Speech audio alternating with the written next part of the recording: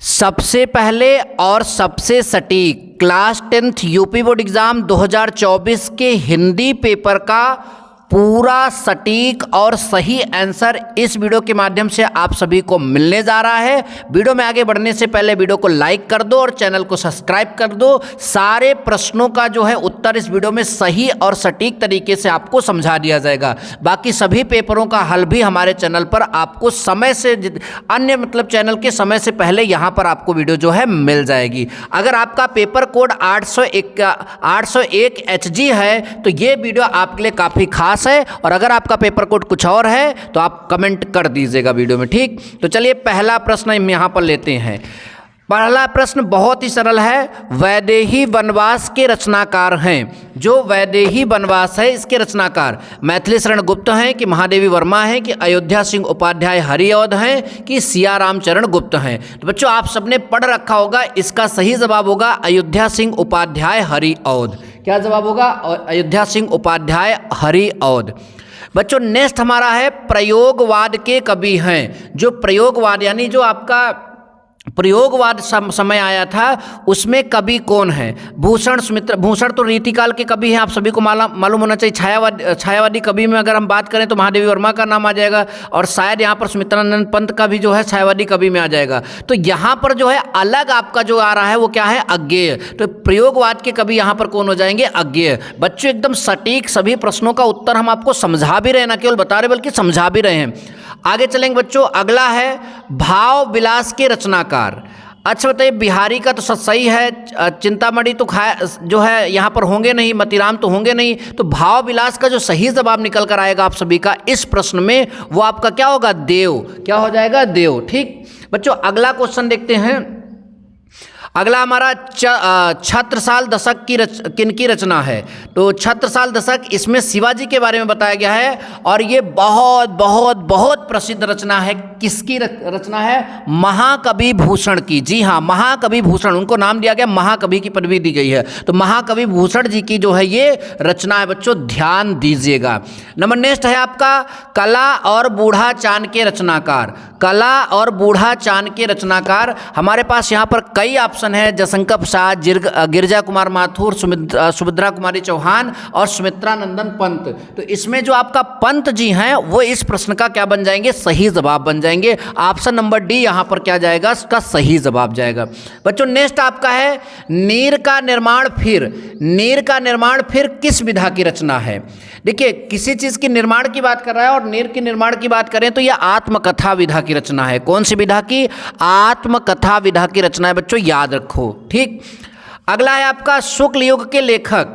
बच्चों इसको ढूंढने में मुझे थोड़ा कन्फ्यूज़न हुआ, अब आप लोग इसका आंसर निकाल लीजिएगा। श्याम सुंदर पर मेरा थोड़ा सा कि जा रहा है ध्यान। या ये जो है 2 क्वेश्चन पूरे 20 क्वेश्चन में ऐसे जिसमें मुझे थोड़ा डाउट है, तो इसको आप किताब से मिलाइएगा। मैं ये नहीं कह रहा हूँ कि यही ऑप्शन सही होगा, लेकिन मेरा जो है यहाँ पर जो है श्याम सुंदर दास पर जा रहा है। आप कमेंट करके बता दीजिएगा, क्योंकि अभी थोड़ा मैंने किताब नहीं ध्यान दिया, सारे कुछ रचनाएँ हम लोग भी भूल जाते हैं, तो शायद इसका ये होगा। ठीक, और अगला वाला प्रश्न भी जो है आपका, इसका भी आप जो है किताब से मिला लीजिए। बाकी हर एक प्रश्न का उत्तर आप सभी को बता रहे हैं। ठीक, 8वें प्रश्न का भी आप किताब से मिला लीजिएगा।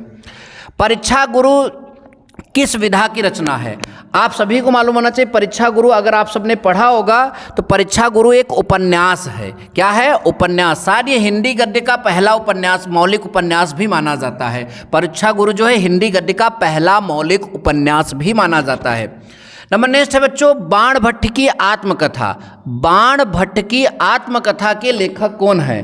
तो हमारे पास यहाँ पर कई जवाब हैं, जिसमें से एक जवाब सही हो जाएगा हजारी प्रसाद द्विवेदी जी। हजारी प्रसाद द्विवेदी जी जो है बाण भट्ट की आत्मकथा के रचनाकार हैं।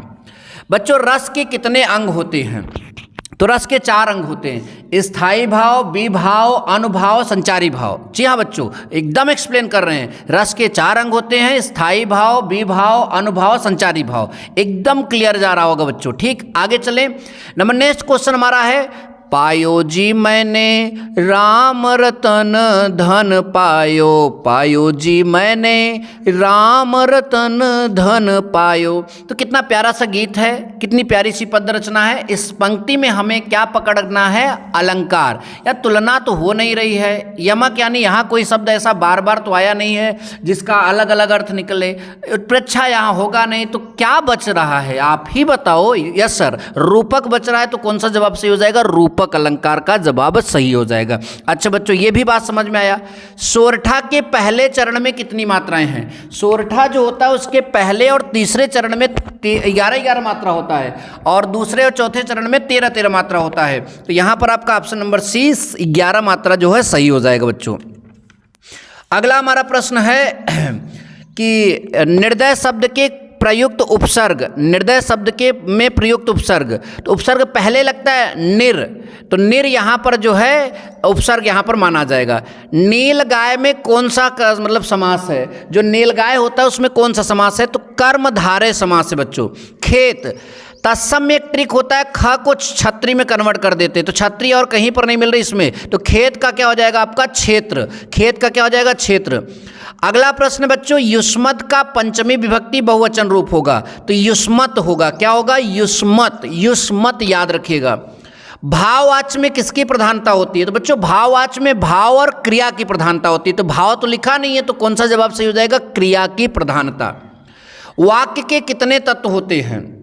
मेरे ख्याल से वाक्य के 2 तत्व होते हैं, ये बात ध्यान दीजिएगा, थोड़ा कन्फ्यूज़न है और क्लियर करिएगा। वाक्य के 2 तत्व होते हैं, कर्ता और विधेय, शायद यही सही होगा। ठीक, फिर भी अगर तत्व का मतलब मैं अगर नहीं समझ पा रहा हूँ तो आप उसमें देखिएगा, थोड़ा सा इसमें कन्फ्यूज़न है इस प्रश्न में भी। ठीक, देखिएगा।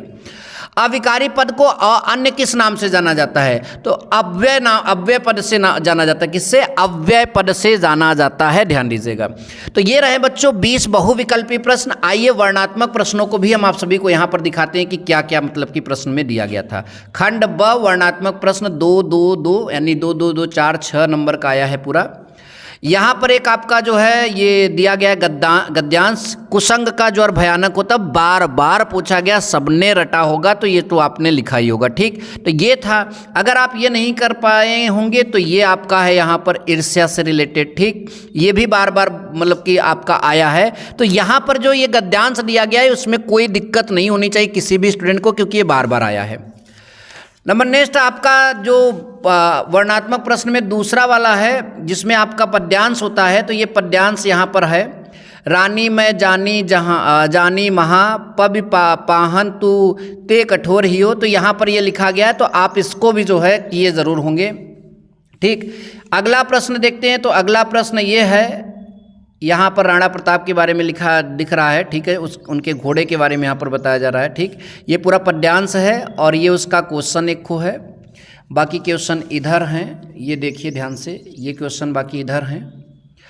और ये कितनी बार आप लोग इसको देखोगे, वाराणस्या प्राचीन का काल देव गेहे गेहे विद्यालय दिव्यम ज्योति घोदते, ये तो आपने कितनी बार पढ़ा होगा, तो ये तो बहुत ही सरल आया है आपका।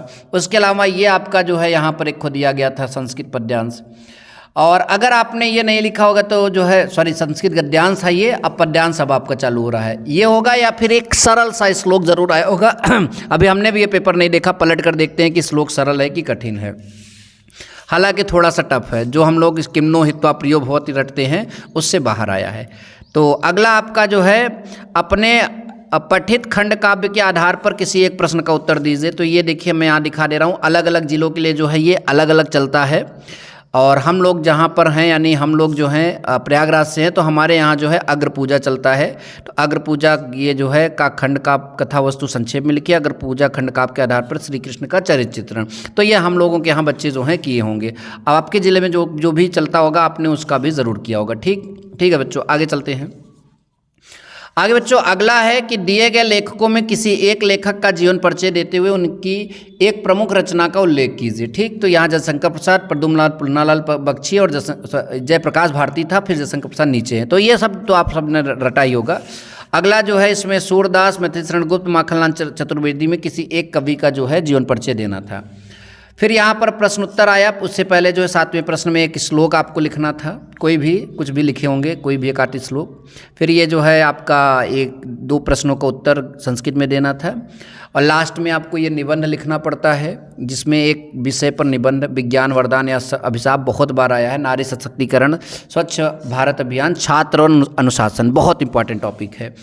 और आगे जो है लास्ट में जो है एक पत्र लेखन भी आता है यहाँ पर, ये पत्र लेखन भी हमारा यहाँ पर एक आया था। ठीक, तो आई होप कि आप सभी का पेपर अच्छा गया है। मिलेंगे नेक्स्ट वीडियो में। Thank you so much. जय हिंद, वंदे मातरम।